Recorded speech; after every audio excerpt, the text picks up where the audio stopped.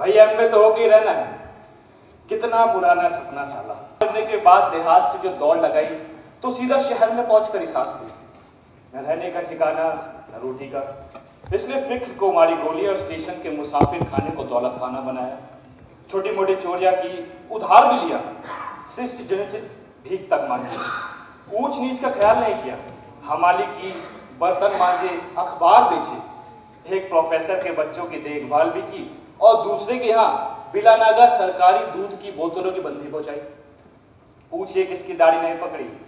College के clerk को principal की गद्दी पर बिठाकर फीस ना दे पाने की वजह से नाम कटाई को बिठाया और प्यून जी के पैर छूकर लाइब्रेरी में देर तक पढ़ने की भी जुगत भिड़ाई।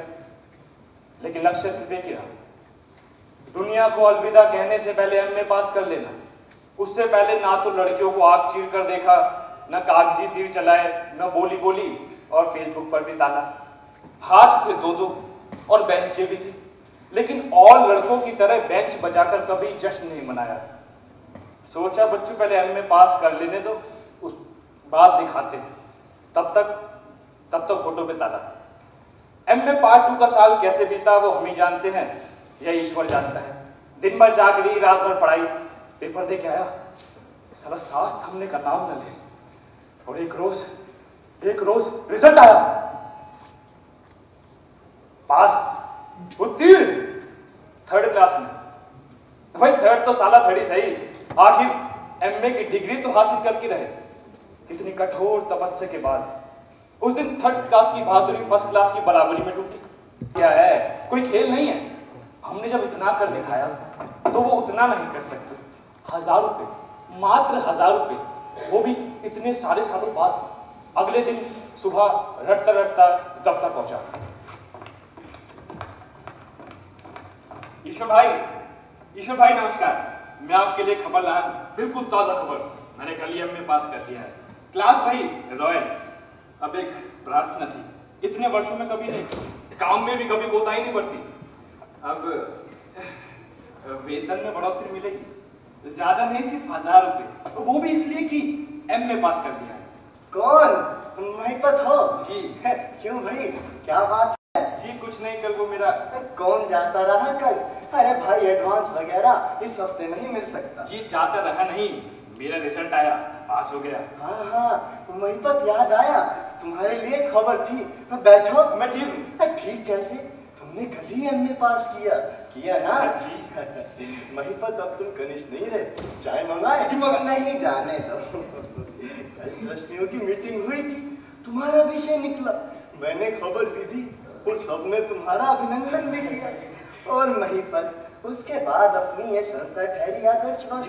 भाई दूसरे काम भी आजकल नाही के बराबर है, इसलिए महिपत सर्वसम्मति से तय किया। जी धन्यवाद, मैं आपका मतलब समझ गया। सर्वसम्मति से तय किया गया है महिपत कि तुम्हारी सेवा समाप्त।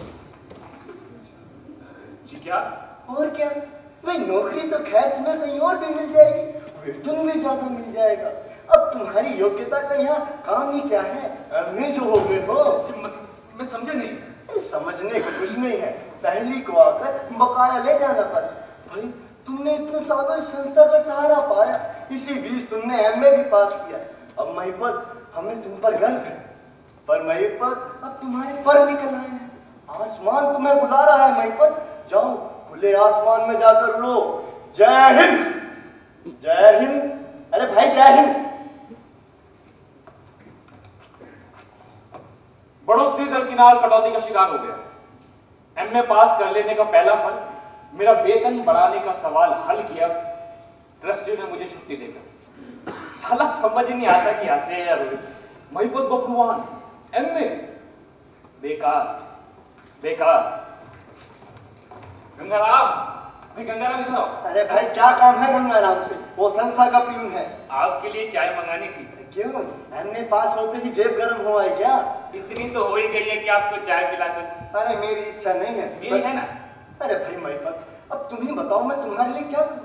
तुम तो जानते ही हो कि तुम्हें निकाल देने का फैसला मेरा नहीं था, संस्था का था। मैं आपको चाय इसलिए नहीं पिला रहा कि आप मुझे दोबारा रखें। देखो भाई महिपत, साफ साफ कहना, सुखी रहने वाली बात बताई। अब मेरे पास इतने पैसे भी नहीं कि मैं तुम्हें उधार वगैरह दे सकूं। मुझे उधार नहीं चाहिए। तो कहो कि एडवांस। एडवांस भी नहीं चाहिए। तो भाई तुम्हें चाहिए क्या? संतोष, आपके रूबरू आपके माफी का आसन जमा कर बैठकर आपको अपने पैसों से चाय पिलाने का संतोष। अबे छोटे ईश्वर भाई, एमए पास होने के उपलक्ष्य में इतना छोटा सा संतोष। ईश्वर भाई, आपने मुझसे कभी ये नहीं कहा कि महिपत आओ बैठो। चाय का तो खैर सवाल ही नहीं उठता। आओ बैठो, चाय पियोगे? अरे चलो रहने दो। ये भी तभी कहा और बड़ा इनाम कहा जब मेरा पत्ता काटने की बात सुनानी थी। महिपत जिंदगी का यही ढर्रा है। मैं जानता हूँ आप ईश्वर भाई हैं, आपका यही ढर्रा है। मुझे आपसे कोई शिकायत नहीं। ईश्वर भाई, मेरी समझ में नहीं आता कि आदर्शवाद इस कदर कंजूस क्यों होता है, लेकिन अब समझ गया भाई, आदर्शवाद भी हिस्सा है दुनियादारी का। क्या बात कह रही है महिपत? दुनियादारी से तो छुट्टी मिल ही नहीं सकती। छुट्टी भी हम ही पा लेते हैं अपने दिमाग से विराट, महान, उदात्त वगैरह का ख्याल करके। अच्छा तो भाई, अब मुझे एक एडिटोरियल लिखना है। चुकता हुआ लिखेगा? चुकता हुआ तो तीखा और चुकता हुआ। अरे तीखा और चुकता हुआ लिखूंगा। तो जा रहे हो? हाँ हाँ जा रहा हूँ, लेकिन यहाँ आने का इरादा जाहिर करके जा रहा हूँ। लोग आते हैं ना, दर्शन देने मैं भी आया करूंगा। भाई तुम्हारी मर्जी। मेरी नहीं, टालों की मर्जी। ईश्वर भाई, यहाँ आए बिना रहा ही नहीं जाता। वैसे आजकल काम भी ना के बराबर है। तो भाई क्या करने की सोच रहे हो? अर्जिया लिखकर भेजने का। हर एक कॉलेज को लिखूंगा ना, नाम के आगे सूंड चिपकनी चाहिए, प्रोफेसर। ईश्वर भाई, अर्जी का नमूना साइक्लो स्टाइल में कराना कैसा रहेगा? हाँ, एक सेकंड रुको। हेलो, क्या चलती गाड़ी में बलात्कार? अभी लिख रहा हूँ। अरे लिख रहा हूँ। साइक्लो स्टाइल वाला काम आखिर जमन है, इसलिए अर्जियां लिख लिख कर भेजी। पहले मशहूर शहरों के मशहूर कॉलेजों के नाम, फिर नए शहरों के नाम, और फिर देहात के नाम। पाक्षिक पत्रिका के डिस्पैच में हाथ पहले से लिख लिख कर महारत हासिल कर चुके थे, इसलिए अर्जियां लिखी, लिफाफे में घुसेड़ी, स्टैंप चिपकाई और सीधा पोस्ट ऑफिस। स्टैंपों का खर्चा मैंने एमए की किताब और नोट्स की कापियां बेच के निकाला। आज की शिक्षा, भाई आज की शिक्षा बिल्कुल बेकार साबित नहीं होती। और एक रोज अर्जी की गुलिन ने काम किया, ना जाने कैसे पत्थर ठीक निशाने पे लगा। इंटरव्यू का कॉल आया। कहां से भाई, कहां से? राज्य के उस हिस्से से जिसे कुछ लोग आज भी पिछड़ा हुआ इलाका कहते हैं, एक नए साल भर के उम्र के कॉलेज से। प्रोफेसर से तो बहुत दूर की बात थी, लेकिन महज इंटरव्यू का कॉल आते वो कहते हैं ना, मन मयूर वगैरह, वो सब नाच उठा, गा उठा। मैंने दिल को यकीन दिलाया कि महिपत, ये कॉल सिर्फ तुम्हारे ही नाम है, क्योंकि पूरे भारतवर्ष में दूसरा महिपत बब्रुवान हो ही नहीं सकता। अगर है तो वो एमए नहीं हो सकता। इसलिए नतीजा ये निकाला कि ये कॉल एकमेव महिपत बब्रुवान के नाम है। इंटरव्यू में जाना होता तो उसकी तैयारी भी करनी होती है, इसलिए फ्री डी रूम में पालथी मारकर बैठा और पिछले 6 महीने के हर रोज के अखबार चाह गया।